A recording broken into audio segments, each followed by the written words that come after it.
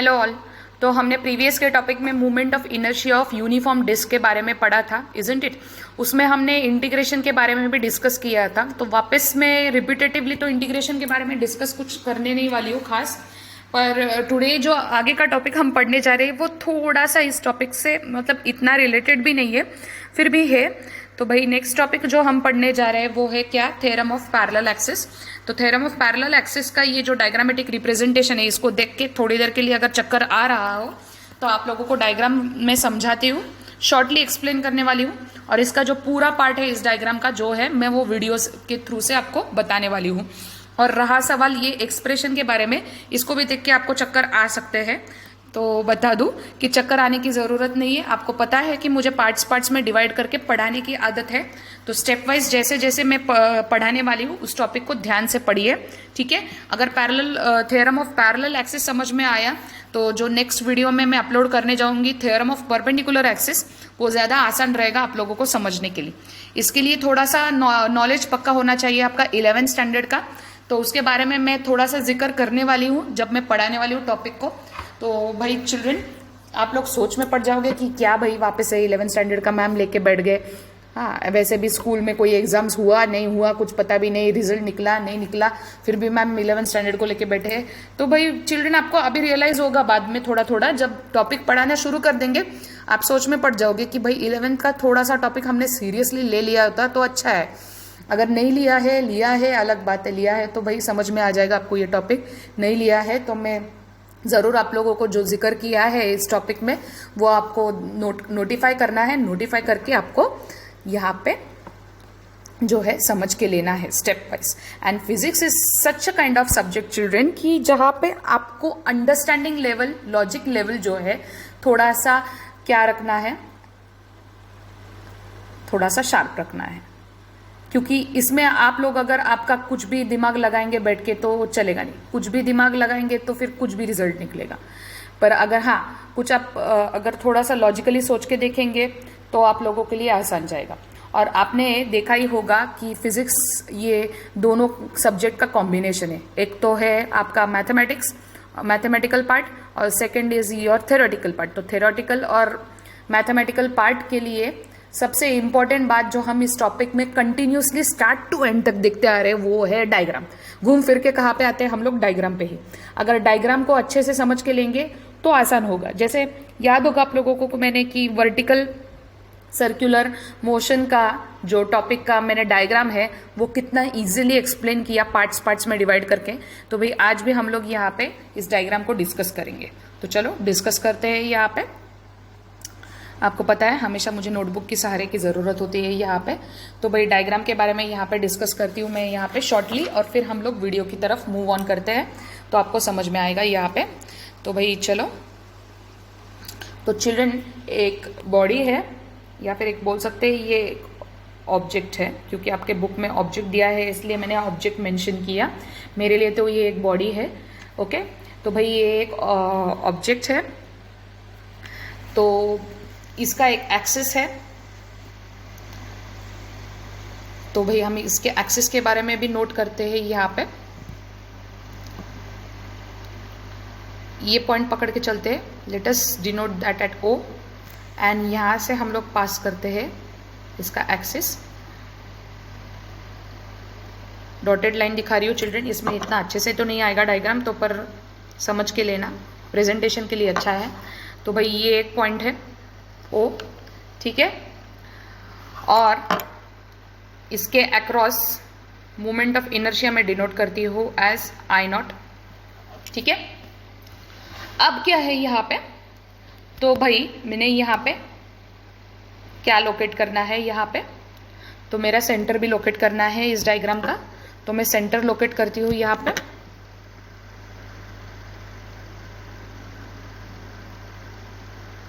I denote that as C।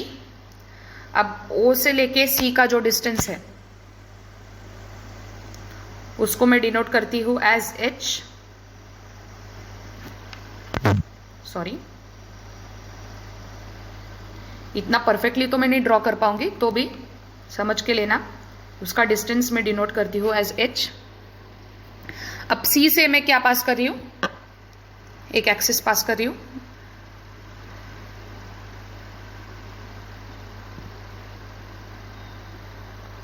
तो basically मुझे यहाँ पे क्या कहना है कि दिस इज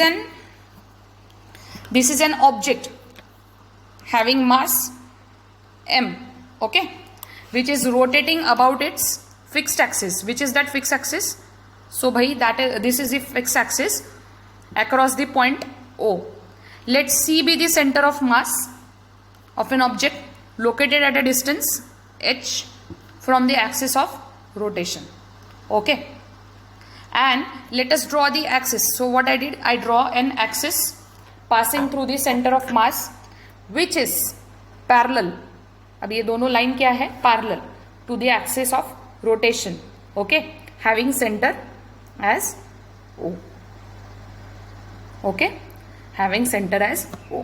तो children, did you understand the explanation of this diagram? Hope so you have understood the explanation of this diagram.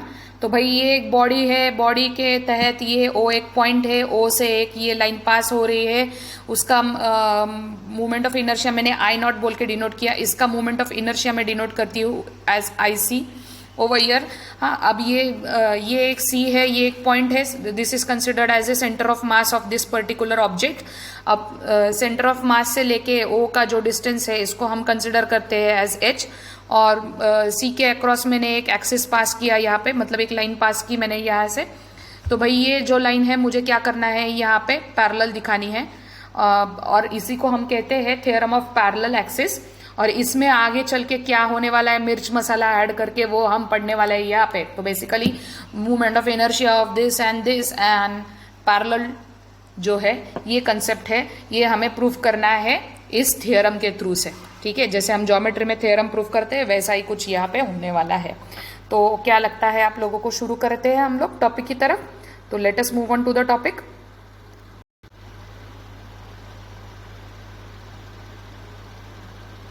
Hello all, तो मैंने स्टार्टिंग में ही आपको डायग्रामेटिक रिप्रेजेंटेशन के बारे में एक्सप्लेन किया ऑलरेडी. तो आज का जो हम एक्चुअली टॉपिक शुरू करने जा रहे हैं वो है थ्योरम ऑफ पैरेलल एक्सिस, या फिर बोल सकते हैं प्रिंसिपल ऑफ पैरेलल एक्सिस. तो तभी भी मैंने ये बात बताई, अभी भी बता रही हूँ वापस से यहाँ पे इस वीडियो में. तो ये छोटा सा वीडियो है जिसमें मैं कोशिश करूंगी कि आपको ये पूरा एक्सप्रेशन समझ में आए, क्योंकि इसी एक्सप्रेशन को अगर आप समझ सकते हो तो नेक्स्ट जो है थ्योरम ऑफ परपेंडिकुलर एक्सिस वो ज़्यादा आसान जाएगा आपको समझने के लिए. तो इसके लिए आपको क्या करना पड़ेगा, एक तो आपको समझ के लेना होगा कि डायग्रामेटिक रिप्रेजेंटेशन कैसा होना चाहिए, और दूसरी बात यह है कि आपको एक्सप्रेशन ठीक से समझ के लेना है.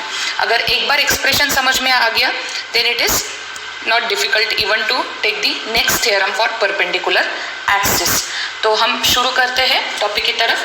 उसके पहले मैं आपके सामने डायग्राम ड्रॉ करके मैंने ऑलरेडी इंट्रोडक्टरी पार्ट में बताया था इसी वीडियो में. तो भाई अब हम क्या करेंगे, अब हम ड्राइंग करेंगे और वापस से एक बार रिवाइज करके हम शुरू करेंगे एक्सप्रेशन की तरफ. ओके, तो मैंने डायग्राम के इंट्रोडक्टरी पार्ट में आपको क्या बताया था कि मुझे यहाँ पे क्या करना है. बेसिकली पकड़ के चलते आपके टेक्स्ट बुक में जो बताया, मैं तो इसको कंसिडर करूँगी ये एक बॉडी है, पर जैसे आपके टेक्स्ट बुक में बताया इट्स एन ऑब्जेक्ट, तो आपको एक्सप्लेनेशन के वक्त ऑब्जेक्ट ही लिखना पड़ेगा क्योंकि टेक्स्ट बुक में वैसा दिया हुआ है, इसलिए. अदरवाइज हम इसको बॉडी बोल के भी कंसिडर कर सकते हैं. तो भाई मैंने बताया था आपको, तो ये भाई एक ऑब्जेक्ट है, इजंट इट.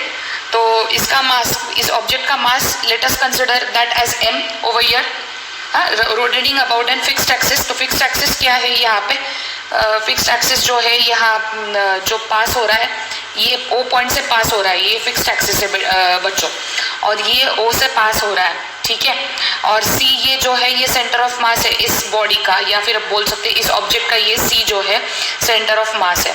और दोनों के बीच का जो डिस्टेंस लोकेट किया है उसको उन्होंने h बोल के डिनोट किया है. यहाँ तक तो हमने एक्सप्लेनेशन लिया था. ओके, अब इनका क्या कहना है कि हमें यहाँ पे क्या करना है, यहाँ पे दोनों सेंटर ऑफ मास से भी एक परपेंडिकुलर डालना है, या फिर आप बोल सकते हैं एक लाइन डालनी होगी, एक्सिस डालनी होगी यहाँ पे, और दिखाना है कि ये जो दोनों सेंटर ऑफ मास से पास होने वाला जो एक्सिस है या फिर फिक्स्ड एक्सिस है ये दोनों एक दूसरे से पैरेलल, ये हमें कंपैरेटिवली स्टडी करना है यहाँ पे. तो भाई आप लोगों को दिख ही रहा होगा कि ये जो लाइन है जो पास हो रहा है from centre of mass, is parallel to the fixed axis, isn't it. तो भाई हम बात करते हैं यहाँ पे, ये एक स्मॉल एलिमेंट है। फॉर एग्जांपल हम पकड़ के चलते हैं एक स्मॉल एलिमेंट के बारे में हम डिस्कस करेंगे। तो भाई ये एक स्मॉल एलिमेंट है, let that name as D, मैं इसको नाम देती हूँ डी। ये एक स्मॉल एलिमेंट है, इस बड़े से ऑब्जेक्ट का ये सबसे छोटा वाला एलिमेंट है। तो एलिमेंट के बारे में हम डिस्कस करेंगे। जैसे प्रीवियस के टॉपिक में हमने डिस्क, बड़ा सा डिस्क का एक छोटा सा डिस्क का पार्ट हमने वहाँ पे कैलकुलेट किया था, पकड़ के चलते वो भी एक छोटा सा एलिमेंट है। तो ये डी है, और मैंने प्रीवियस में भी बताया था कि आप लोगों को उस छोटे से डिस्क का मास हमने डीएम बोल के कंसिडर किया था। तो वैसे ही इस डी का मास जो है वो कंसिडर करके चलते हैं हम स्मॉल डी एम, ठीक है, ऑफ मास डी एम यहाँ पे।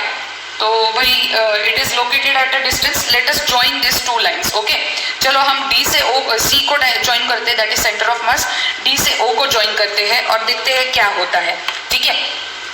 तो भाई मैंने ये ज्वाइन कर लिया यहाँ पे,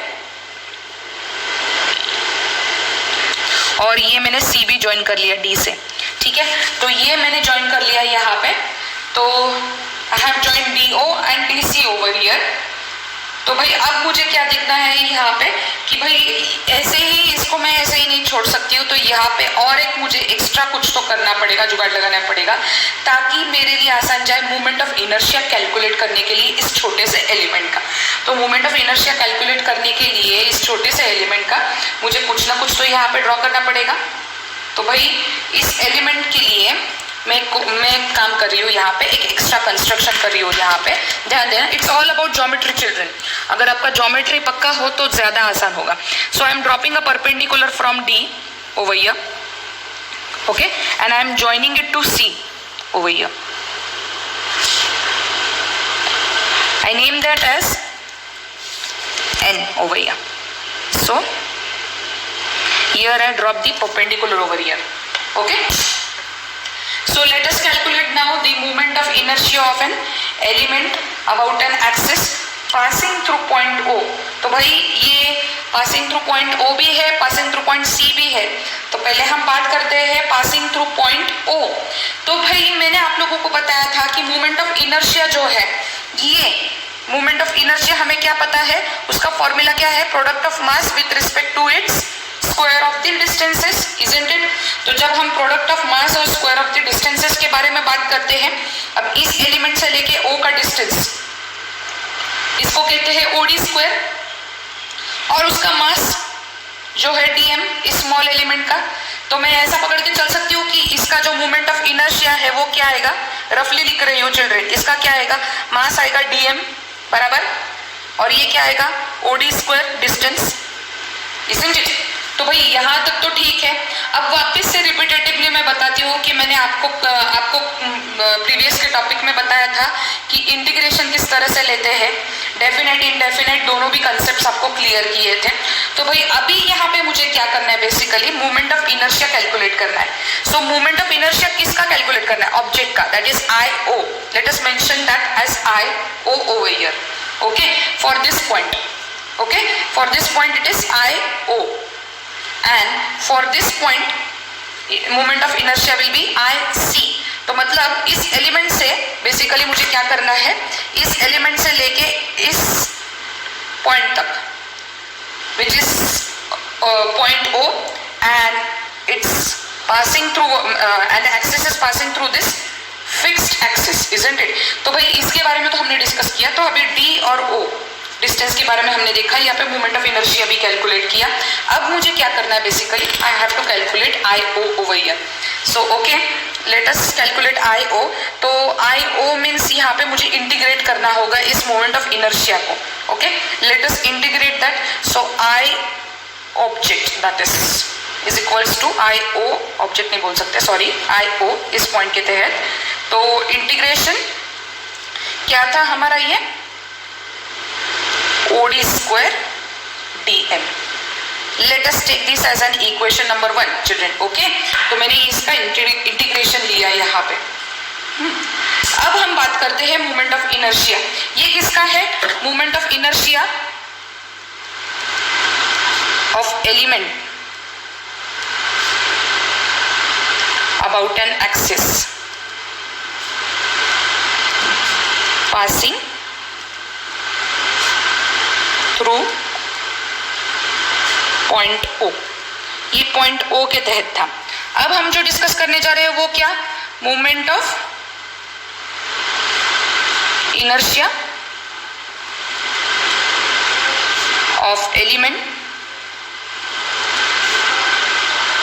about axis passing through what, passing through क्या आएगा, पासिंग थ्रू सेंटर ऑफ मास।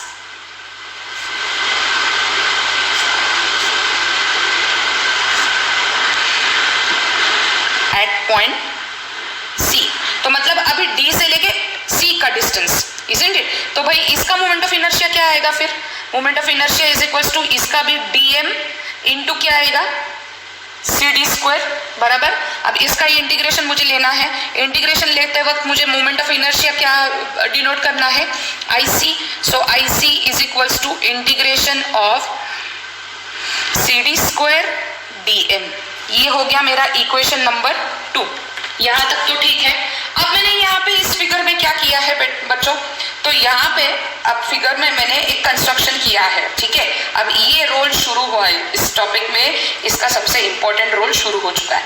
तो भाई मैंने यहाँ पे कंस्ट्रक्शन किया है, यहाँ पे मैंने परपेंडिकुलर ड्रॉप किया है और उस परपेंडिकुलर को ड्रॉप करके मैंने यहाँ पे dn दिया है, जिसको मैंने इसके साथ क्या कर दिया, अटैच कर दिया। अभी बात करते हैं यहाँ पे पाइथागोरस के बाद।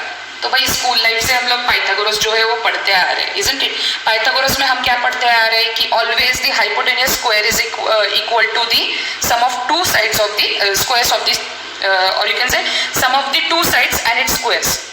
ओके, तो बेसिकली हमें क्या करना है यहाँ पे, hypotenuse square is equal to one side square plus another side square.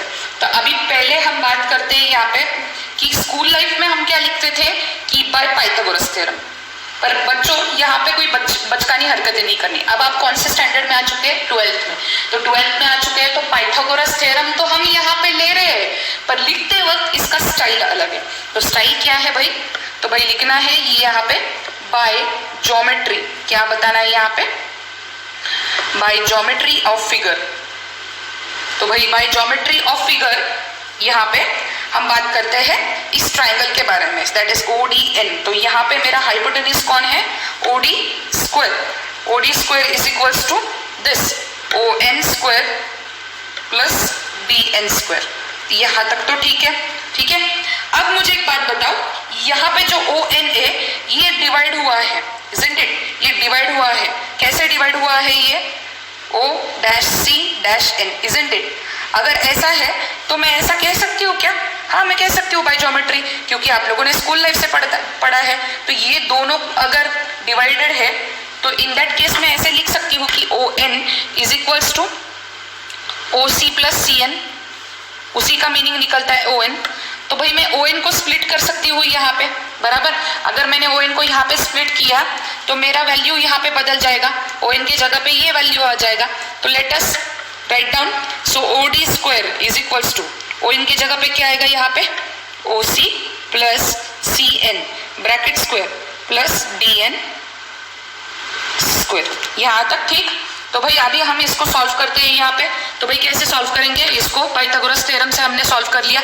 अब ये जो ब्रैकेट है हमारा, इसको हम किससे सॉल्व करेंगे, तो भाई a plus B bracket square आपको पता है ऑलरेडी, वापस से मैं रिवाइज ले रही हूँ। a plus B bracket square is equal to what, a square plus 2ab plus B square. School life से पढ़ते आ रहे हैं, इंडाइसिस में भी पढ़े हैं, इंडाइसिस के चैप्टर में मैथमेटिक्स के ये सारे टॉपिक्स जो है, ये जो भी है बेसिक है चिल्ड्रन। तो ये बेसिक स्टेप बाय जाओगे तो आप लोग अच्छे से, आपको ये पूरा थ्योरम समझ में आएगा।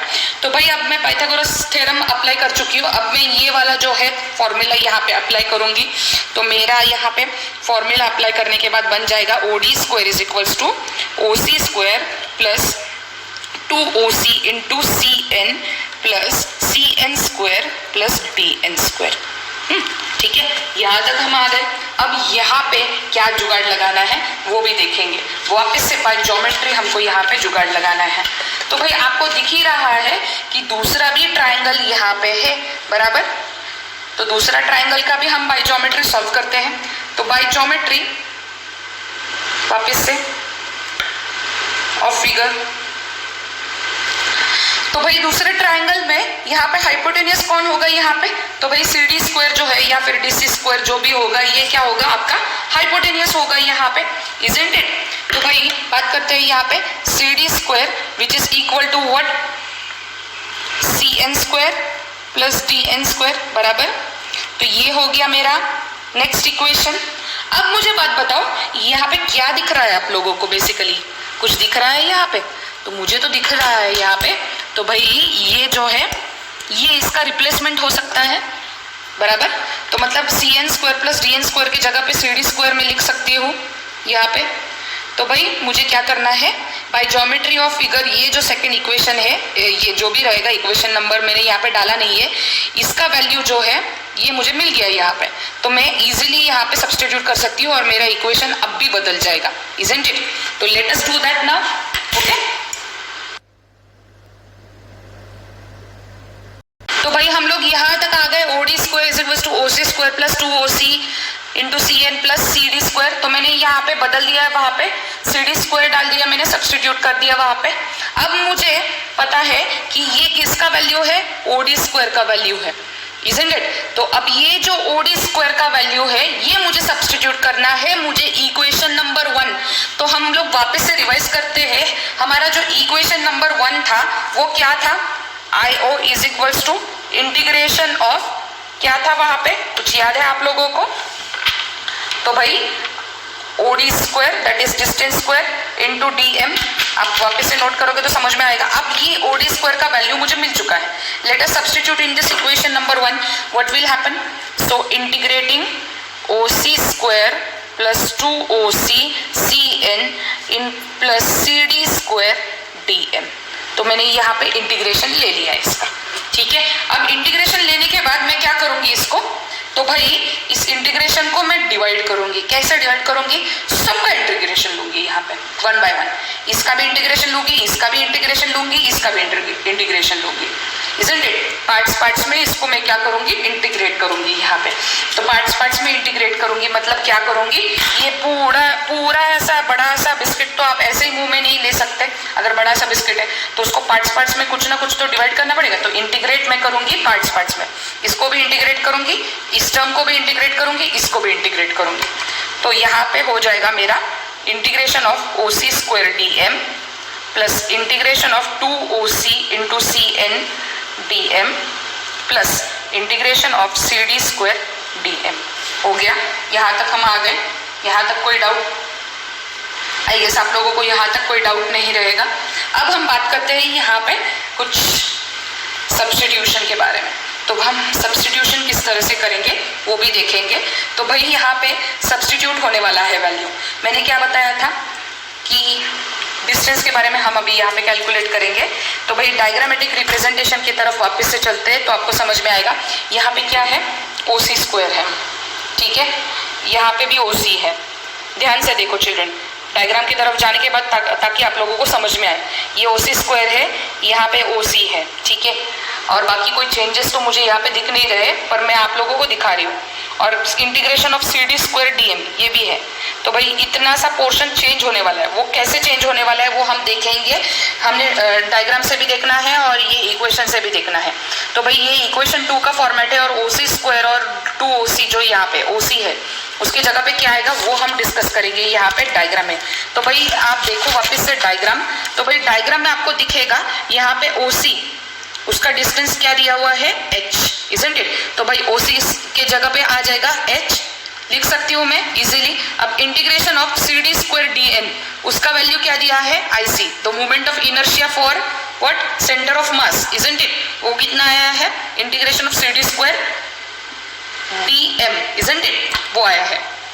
तो भाई ये हमें अभी क्या करना है, सब्स्टिट्यूट करना है। तो ये दोनों वैल्यू सब्स्टिट्यूट करूंगी तो मेरा इक्वेशन यहाँ पे क्या बन जाएगा, यहाँ पे बेसिकली तो integration of H square DM plus integration of 2H CN DM plus integration of CD square के जगह पे, सॉरी CD स्क्वायर के जगह पे यहाँ पे आ जाएगा IC। ओके, तो यहाँ तक तो हम आ गए। तो मतलब ये जो है ये पार्ट और ये पार्ट पूरा सब्स्टिट्यूट हो गया यहाँ पे, ठीक है। अब क्या करना है मुझे भाई, कांस्टेंट टर्म घर से बाहर, कांस्टेंट टर्म घर से बाहर निकालेंगे तो क्या हो जाएगा यहाँ पे, तो भाई मुझे यहाँ पे कांस्टेंट टर्म जो है वो पहले घर से बाहर निकालना है। तो भाई मैंने बताया था टेम्पररी बेसिस पे ये कांस्टेंट टर्म को बाहर निकालो। तो भाई यहाँ पे h स्क्वायर, यहाँ पे 2h जो है ये कांस्टेंट टर्म है, इस पर हम इंटीग्रेट नहीं कर सकते। तो h square integration of dm plus 2h integration of cn dm plus ic। यहाँ तक तो ठीक, यहाँ तक तो कोई प्रॉब्लम नहीं होगा, बराबर। तो अब हम बात करते हैं यहाँ पे इंटीग्रेशन के बारे में। तो भाई इंटीग्रेशन ऑफ dm, dm क्या है, its mass of what, mass of small element d, isn't it. अगर स्मॉल एलिमेंट d का इंटीग्रेशन हम लेंगे तो हमको मिलेगा बड़ा वाला पार्ट का वैल्यू।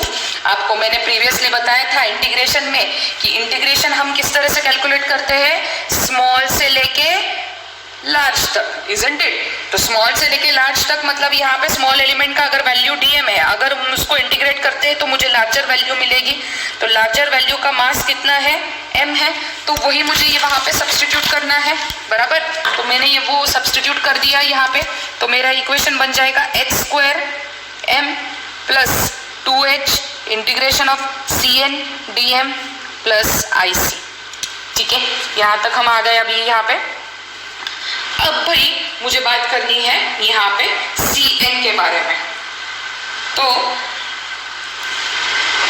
चलो cn के बारे में डिस्कस करते हैं यहाँ पे। तो cn क्या है बेसिकली उसको पहले डिस्कस कर लेते हैं, फिर बाद में हम कोशिश करते हैं कि एक्सप्रेशन को और कितना सिंप्लीफाई कर सकते हैं। तो भाई cn आपको दिख रहा है, ये एक्स्ट्रा कंस्ट्रक्शन है, इजंट इट। और यू कैन से distance from the point, or you can say cn is the distance of point from center of mass। अगर ऐसा है तो distribution of mass from center should be symmetric all over, isn't it।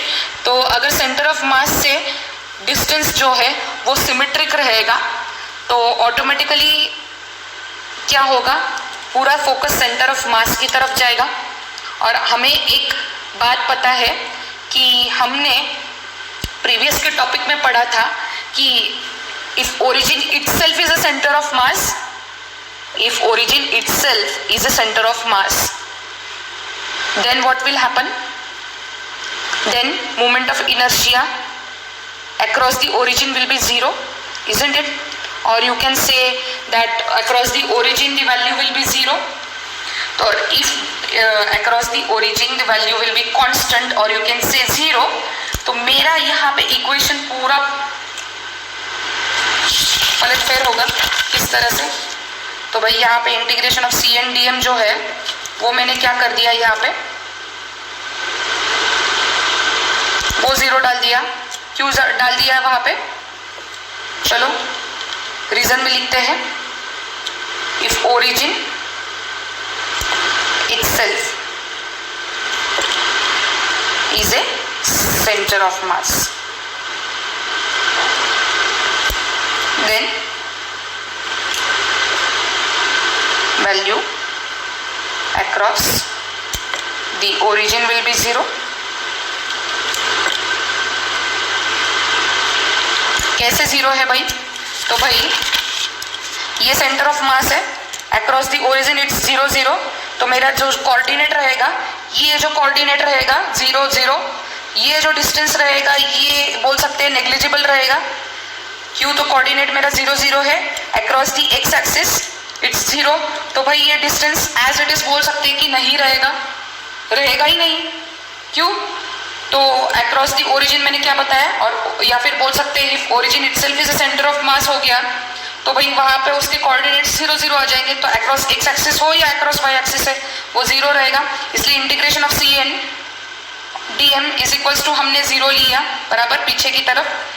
और एक बात children, अगर आपको और भी इस कंसेप्ट को और डिटेल में क्लियर करना है तो आप एक काम कर सकते हो। 11th स्टैंडर्ड में हमने ये टॉपिक पढ़ा था सेंटर ऑफ मास, तो सेंटर ऑफ मास का जो टॉपिक है वो वापस से आप पढ़िए, शायद मुझे याद नहीं इतना डिटेल में, तो पेज नंबर 69 और 68 पेज नंबर पर आपके 11th स्टैंडर्ड के बुक में सेंटर ऑफ मास से रिलेटेड कुछ दिया हुआ है डिटेल में।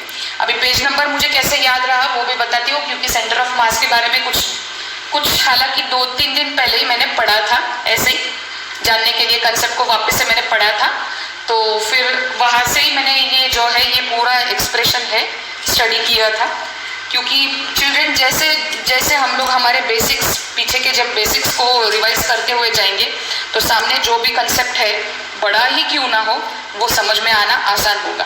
तो आपका बेसिक्स क्लियर होना बहुत ज़रूरी है। इसके लिए आप लोग एक बार वापस से 11th स्टैंडर्ड के पेज नंबर 69 या 68 पेज को ओपन करके सेंटर ऑफ मास को वापस से पढ़िए। तो भाई मैंने क्या किया है, सेंटर ऑफ मास को ही ओरिजिन बना लिया। अगर उसको ओरिजिन बना लिया तो अक्रॉस दी ओरिजिन कोऑर्डिनेट्स क्या रहते हैं, 0 0। अगर अक्रॉस दी कोऑर्डिनेट्स 0 0 है तो एक्स एक्सिस हो या वाई एक्सिस हो 0 ही रहेगा। इसलिए हमने यहाँ पे इंटीग्रेट करते वक्त integration of C and D M is equals to 0 consider किया। तो अभी ये इक्वेशन पे क्या होगा, इक्वेशन पे ऑफकोर्स इसका असर गिरेगा। तो भाई यहाँ पे आई नॉट इज इक्वल्स टू ये पूरा 0 हो जाएगा। मेरा आंसर आएगा h² m प्लस IC बराबर। इसको ही मैं थोड़ा सा रीअरेंज कर लेती हूँ। तो आई नॉट इज इक्वल्स टू क्या आएगा, IC plus h² m। And children this is the expression for what, this is nothing but the expression for theorem of parallel axis। Okay, तो theorem of parallel axis का ये expression हमें मिल गया। Children मैंने expression तो ले लिया, पर इस एक्सप्रेशन से रिलेटेड जो भी स्टेटमेंट रहेगा वो स्टेटमेंट मैंने आप लोगों के साथ डिस्कस नहीं किया। तो मुझे लगता है कि वो स्टेटमेंट भी डिस्कस करना जरूरी था। पहले ही स्टार्टिंग में मैं सोच रही थी डिस्कस करूं, फिर बाद में सोचा कि पहले मैं पूरा एक्सप्रेशन ले लूं। एक्सप्रेशन लेते वक्त पूरा आपको ये डायग्रामेटिक रिप्रेजेंटेशन समझाओ ताकि आप लोगों के लिए आसान हो स्टेटमेंट समझने के लिए। तो भाई children I will note down the statement over here and after noting I will explain you कि कंसेप्ट क्या है ये। तो ठीक है, तो हम लोग यहाँ पे नोट डाउन करते हैं। ओके चिल्ड्रन, आप लोग सोचेंगे ये कितना बड़ा स्टेटमेंट है जो मैंने आपके सामने रखा है यहाँ पे। तो भाई स्टेटमेंट को तो पढ़ते हैं, देखते हैं क्या लिखा हुआ है। तो भाई स्टेटमेंट कहता है यहाँ पे, स्टेटमेंट बहुत इंपॉर्टेंट है चिल्ड्रन। तो स्टेटमेंट कहता है यहाँ पे movement of inertia of the object about an axis. About an axis मतलब वो ओ वाला पॉइंट पकड़ के चलते हैं, पासिंग थ्रू पॉइंट ओ और any point you can say is equal to the what, sum of the moment of inertia about an axis, sum of a moment of inertia about an axis parallel to the given axis of rotation and passing through an center of mass, and product of mass of the object and square of the distances between two axes. What they are saying, product of mass of the object, that is m, and the square of the distances between them two axes, isn't it? कुछ समझ में आया? नहीं ना, खाली जाएगा, मुझे पता है ये दिमाग खाली जाएगा। अब ये जो है यहाँ पे ये फॉर्मूला को हम यहाँ पे नोट करते हैं पहले।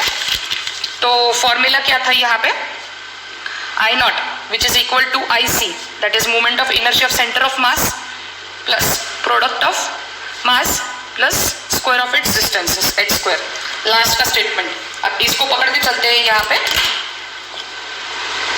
और स्टेटमेंट में रिपीट कर रही हूँ यहाँ पे, ये जो है इसको पकड़ के चलते हैं और स्टेटमेंट में रिपीट कर रही हूँ। लिसन केयरफुली, डायग्रामेटिक रिप्रेजेंटेशन को दिखाते हुए दिखाती हूँ मैं आपको। तो भाई ये ऑब्जेक्ट है, so therefore let us repeat the statement once again. Movement of inertia of the object about an axis, this is an axis children, about an axis passing through any point, right now we are taking O as any point, okay? क्यों, मुझे statement लिखना है इसलिए। passing through any point is equal to the sum of moment of inertia, this is sum of moment of inertia about an axis passing through the center, about an axis, sum of moment of inertia about an axis parallel passing बाद में parallel to the what, parallel to the given axis of rotation, ये जो है इसको parallel है given axis of rotation through a centre of mass, through a centre of mass. किसका combination है देखो चिल्ड्रन कि भाई ये जो आईसी है ये सेंटर ऑफ मास पैरेलल है फिक्स्ड एक्सिस को, तो किसका सम है ये, sum of the moment of inertia, sum of the moment of inertia about an axis parallel to the, children statement समझ के लो, parallel to the given axis of rotation passing through the center of mass and the product of mass of an object, product of mass of an object and square of the distances between the two axes, दोनों के axis का बीच का square of the distance. किसका किसका sum है, moment of inertia about an axis which is parallel to the fixed axis along the center of mass plus product of mass of an object with respect to the square of the distances between these two axes। तो statement को इस तरह से learn कीजिए by understanding the diagram, वो ज्यादा आसान रहेगा आप लोगों के लिए, ठीक है। नहीं तो वो पूरा जो है इस तरह से एरोप्लेन की तरह स्विंग ऊपर दिमाग से बाहर, तो स्टेटमेंट जो है ऐसे ही पढ़ोगे अंधों की तरह तो कुछ समझ में नहीं आएगा।